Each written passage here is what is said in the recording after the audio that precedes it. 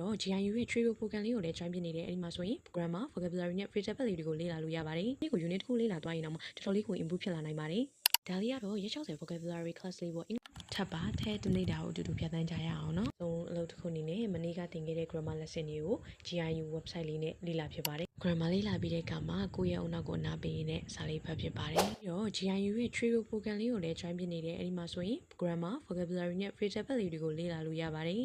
ဒီ program လေးထဲမှာဆိုရင် grammar and U class လေးဆိုရင် coverage သင်ယူတိုင်းသင်ပေးထားပြီးတော့ဗီဒီယိုပေါင်းကလည်း145ပုံကြာချိန်ကလည်းတနားရီလောက်ပဲကြာတော့ဒီနေ့ကို unit တစ်ခုလေ့လာသွားရင်တော့တော်တော်လေးကို improve ဖြစ်လာနိုင်ပါတယ်ဒါလေးကတော့ရက်60 vocabulary class လေးပေါ့ English ကပြောတဲ့အခါမှာ vocabulary ကလည်းအရေးကြီးတာဖြစ်တဲ့ကြောင့်မို့လို့ဒီမှာဆိုရင် vocabulary အပြင်မှာ area လေးတွေလည်းတွဲပြီးတော့မှတ်ပေးထားတာဖြစ်တဲ့ကြောင့်မို့လို့လေ့လာရတာလည်းပိုပြီးတော့လွယ်ကူတာပေါ့နော်နောက် class လေးကတော့ physical class လေးဆိုလို့ရှိရင်လည်း test book ထဲမှာပါတယ် unit 80လောက်ကိုမှဗီဒီယိုတွေအပေါ်မှာလေးနဲ့ရှင်းပြထားတာဖြစ်တဲ့အတွက်ကြောင့်မို့လို့ကိုယ်အတွက်လေ့လာရတာလည်းပိုပြီးတော့အဆင်ပြေတာပေါ့နော်ပုံမှန်ဆိုရင်ဒီ class 3ခုလေးက9000ကျပ်ဖြစ်ပြီးတော့အခုဆိုရင် 50% discount လေးလည်းရှိတာဖြစ်တဲ့ကြောင့်မို့လို့ class 3ခုကိုမှ4000ခွဲချက်လည်းပဲရတဲ့မှာဖြစ်ပါတယ်နော်အဲ့ယုံနဲ့ e-book လေးတွေလက်ဆောင်ရမှာဖြစ်ပြီးတော့ internet ရှိုံနဲ့ဘယ်တစ်ပိုက်မဆိုမှအသုံးပြုလေ့လာနိုင်ပါတယ်နော်ကဲစာရေးလေးလေ့လာပေးပြီဆိုတော့ကိုယ့်ရဲ့စိတ်လေးကိုဒီလိုမျိုးလေးပဲနေဝင်စည်းစာကိုကြည့်ရင်လည်းပဲအပန်းဖြစ်ဖြစ်တာပေါ့နော်အားလုံးပဲနောက်ဗီဒီယိုမှာပြန်တွေ့မယ်နော်